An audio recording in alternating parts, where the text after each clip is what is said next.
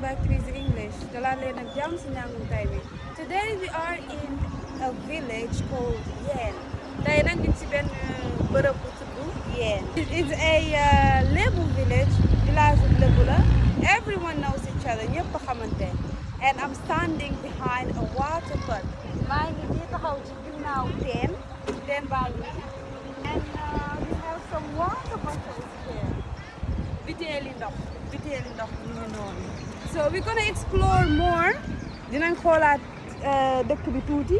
There is a lot of trees. Am na ay garab yu bëree bëri. It's very very green. Dafa vert dëkk bi. Donc it's really nice. So thank you so much for watching and see you next time. Jërëjëf si seetaan